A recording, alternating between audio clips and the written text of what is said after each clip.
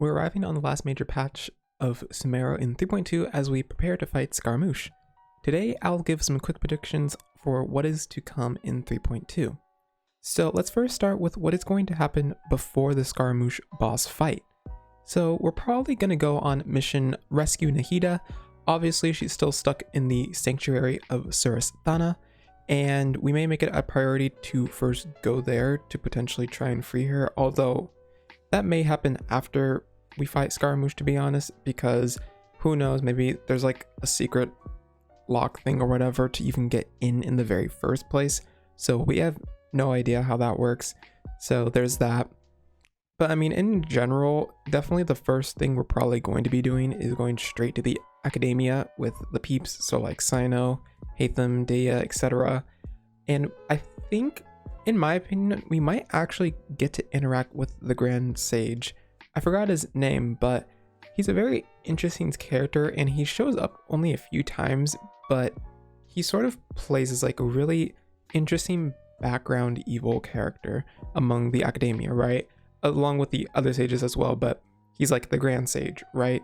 So he seems like the person who pretty much is like the all-knowing type of figure in the academia, so to say.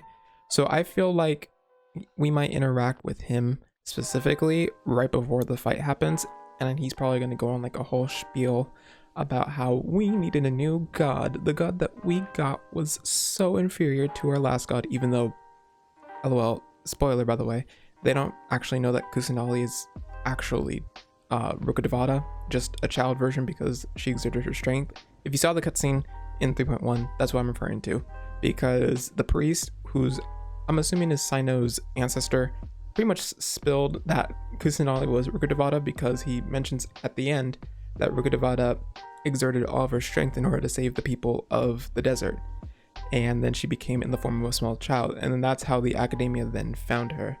So, and I think this does actually play into what happened in the Cataclysm too, which is I think what that forbidden knowledge thing is even supposed to be in the very first place, because in that cutscene, that forbidden knowledge, when I watched it over, it looked very similar to like, I don't know, it just felt very Abyss like, you know, like I don't know how to explain, but like you get what I mean, right?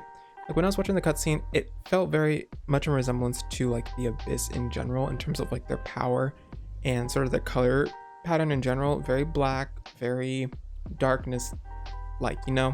So I was thinking the whole time, okay, so this might have to do with the Cataclysm with the forbidden knowledge stuff, and then when she exerted her strength, I'm assuming that was also related to the Cataclysm in order to get rid of the vast majority of the quote-unquote forbidden knowledge, which I'm assuming is like the Abyss and like the abyssal creatures in the technology related to the Abyss, etc. So that's just what I think with that. So now moving on to the Scaramouche fight itself. So I'm going to predict this is going to be like a normal two phase fight, right? So I'm thinking something similar to like the Shogun puppet fight, where there's going to be like a first mode, which is like not necessarily inferior, but it's going to be like a small-ish version of it. And then in the next phase, we're going to like fight the full-on shape of like the puppet. So I'm thinking the first phase is going to be like, you know, we get like a portion of the puppet. I'm assuming maybe the upper body, just from knowing how puppets work.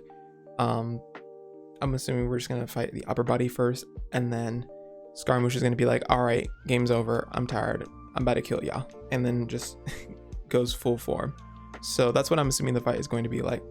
And in terms of the voice lines, I'm just going to assume there's going to be some normal, you know, big boss voice lines to use, stuff like, how dare a mere mortal challenge me? Stuff like that, you know, because it's kind of been hinted at that like Scaramouche pretty much resents mortals at this point, so he'll probably have voice lines related to hating mortals, like, how dare mere mortals challenge me?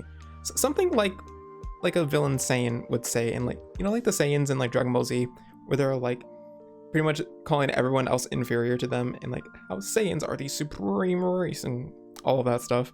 So that's what I'm thinking Scaramouche's voice line vibes are going to be like during that fight. And lastly, after the Scaramouche boss fight, so immediately he'll probably question, well, how the hell did I lose? Because in his mind, he's like, I'm a god. How is it possible that I lost to mere mortals? And he's gonna have like a shock moment.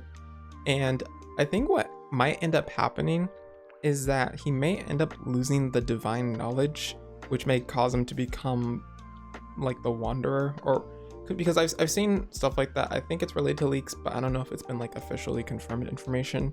But like he's been very coded as being like the Wanderer post-fight, so I'm just gonna go off of that assumption if that does end up being true. But yeah, I think that is gonna be the reason he becomes in that mode, mainly just because we've already seen what happens when people lose divine knowledge or have used the divine knowledge capsules, right? With that one guy in the 3.0 cutscene when we were with Al-Haytham at Port Homos and we were fighting the Eremites, and then we saw the quote unquote the boss. He used a divine knowledge capsule, but then he kind of went like batshit crazy. And then when we broke it and cut off his Akasha terminal, he sort of like was in this state of just like nothingness. Like you could just tell that like his brain and like his entire bodily functions were just shut down and just not really working.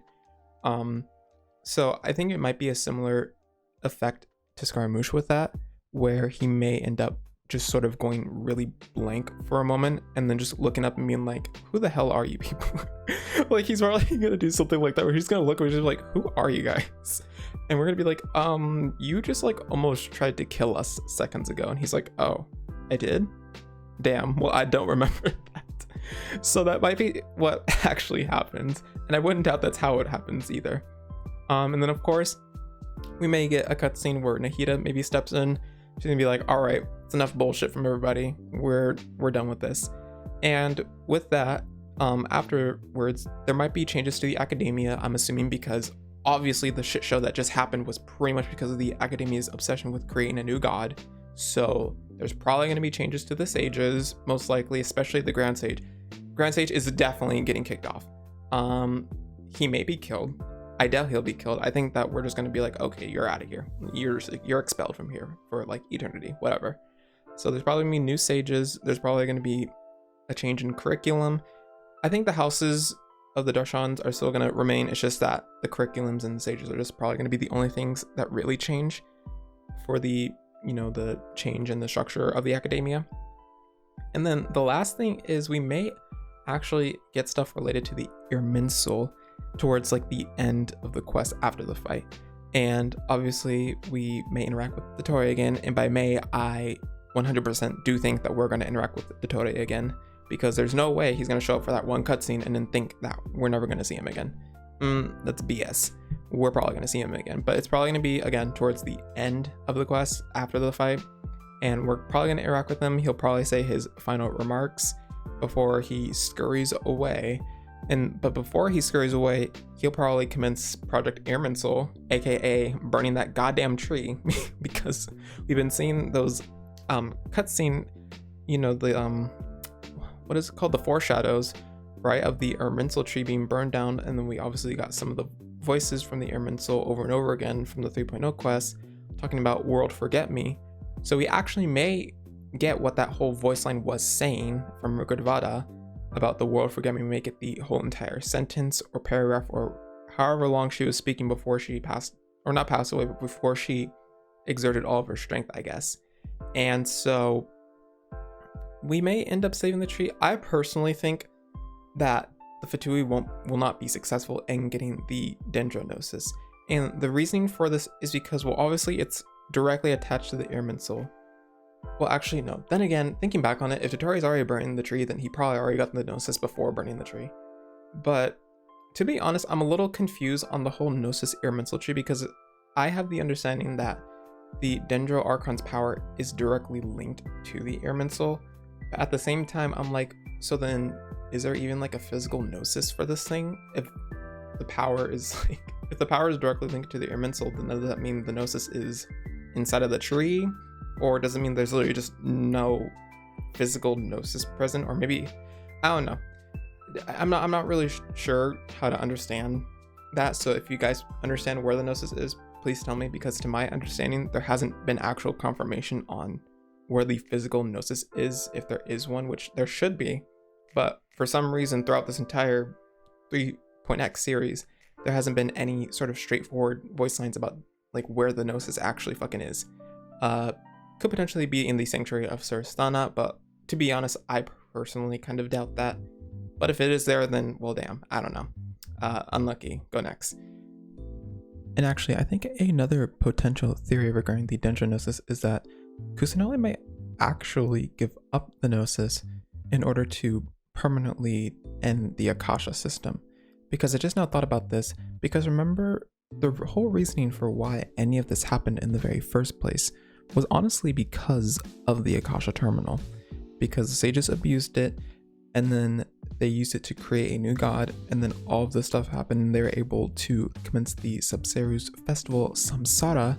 So pretty much every problem that happened throughout this entire quest was pretty much related to the Akasha terminal and stuff related to knowledge. So there may be a chance that Kusanali comes to this realization perhaps, and in her mind is like, you know what, here Fatui, you can have this Gnosis in exchange for the fact that the Akasha system can never be abused by the sages, and that could be a potential deal. I honestly just realized this and just thought about this possibility, and it's probably copium, but it's possible, so who knows.